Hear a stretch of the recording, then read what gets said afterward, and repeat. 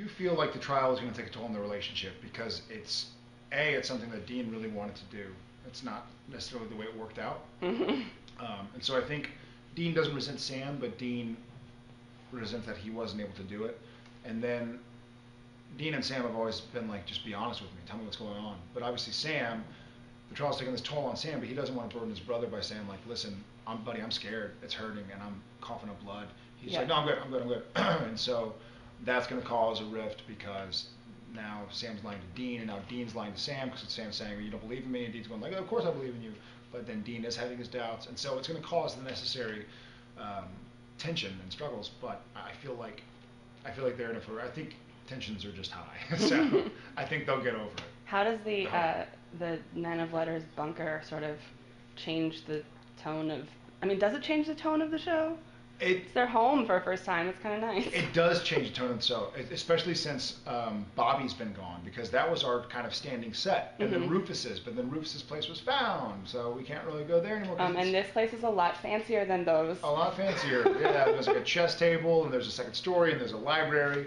It's a great set, but our joke was, as soon as we walked into it to film for the first time, we're like, this is an amazing set. So when does it burn down? Yeah.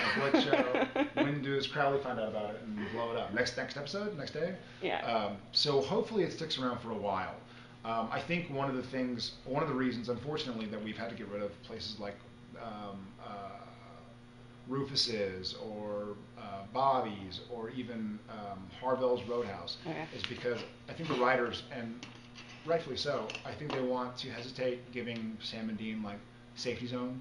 I know. You know, like, I'm touching the rock, you can't kill me. Like, I'm in the pyramid. Because then it kind of drops tension and drops excitement. And the boys should be in danger all the time. And it's not an exciting show, but it's like, okay, well, the world is ending. We better go back to the bunker for a couple months and then like see what happens. Yeah. So I think it's necessary that the boys always have imminent danger.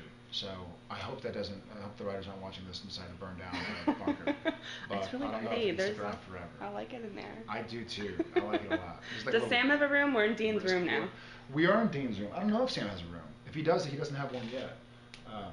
He'll just take the whole big, massive bunker site. He'll take the library. Yeah, there you go. The brothers seem to be on their way to sort of like fixing their relationship. They both kind of chose the hunt over their various extracurriculars. Thank God. For some of us. Yeah. Well, I mean, Benny's not dead. Do you think that Dean is gonna live to regret Benny not being dead? You know. I feel like anybody that lives is gonna come back and haunt you, literally. You know what? Speaking as Dean, I hope not. Speaking as Jensen, yeah. A great character. I love. There's multiple parts of that I love. Ty is a fantastic actor, and he's also a delight to work with. And you know, I think that we've been very fortunate on the show to have really, really good people come on our show and guest cast or reoccur.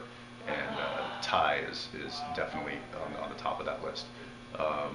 The character itself, I think, was really cool because Dean's never really had a relationship anywhere close to that. Period. Yeah. Period. You know, there's obviously, you know, his relationship with his brother is you know, it is what it is, and everybody knows about that.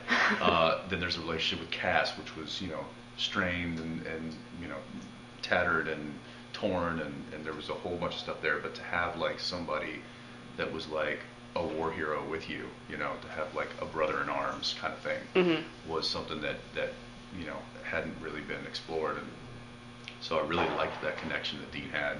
Not to mention that it was tough because he was a monster, you know, he was a vampire. So the fact that there's that element to it really made it, I thought, interesting. And I was, you know, kudos to Carver for you know, for going with that storyline. I thought it was awesome, and the whole purgatory thing. So I, you know, selfishly, I hope that Benny comes back just because I really like the character, and I really like the relationship, and I really like the problems that he poses in the relationship between the brothers. And I think that anytime you can throw a wrench in that, it's going to make for interesting stories, which is why they're probably going to bring it back. Do you think that Sam and Dean are sort of fixing things now that they're gone? I mean, in the next few episodes, does it feel like their camaraderie is a little bit better than it's been? You know, I don't know whether the brothers will ever fix anything. I think it's... Maybe I should have worded that differently. Yeah, I think, well... Will it I know be what you less mean. bad? I know what you mean. You know, the strains are less. You know, there's an unbreakable bond, as we've seen for the past, 7 or 8 Try seasons. as they might.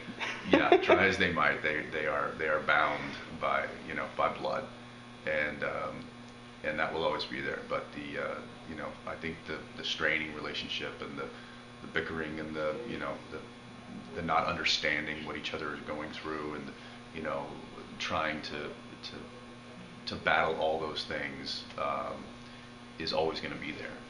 But what also is going to be there is or that the common denominator there is the brother bond, and that's never going to go away. Having sort of this option, this potential to kind of erase all demons from the world, and I guess potential now to erase all angels too with this other tablet. Right. I mean, do you feel like that's something that the show can go on after that? I mean, obviously there's other creatures and things and... True. I don't know. That's above my pay grade. That's those. I don't know. Those are the decisions we like to let the adults make. Yeah. I feel like it's sort of the first time when there's been like a light at the end of the tunnel, almost like it's like. Yeah, it's after you go so long, you can only kind of forge through the one tunnel for so long until you've got to come to the end of that tunnel and say, okay, where's the next tunnel? Mm-hmm. And I kind of feel like we're pushing towards that light now. What that light brings is obviously what's going to answer that question. Be a whole other group of problems. It'll be a whole other group. Are you like Jared? Do you want the series to end with them like driving off a cliff or whatever? Are you imagining like a really fiery, bloody finale 10 years from now when you finally get off the show? I mean, I think there's two schools of thought in my mind anyway. One is, like bring them all to us and then just strap a bomb to our chest and just end it all. Might be a nice way to go. But then that begs the question of, well, what happens when they want to come back in 10 years and do the movie? Mm-hmm.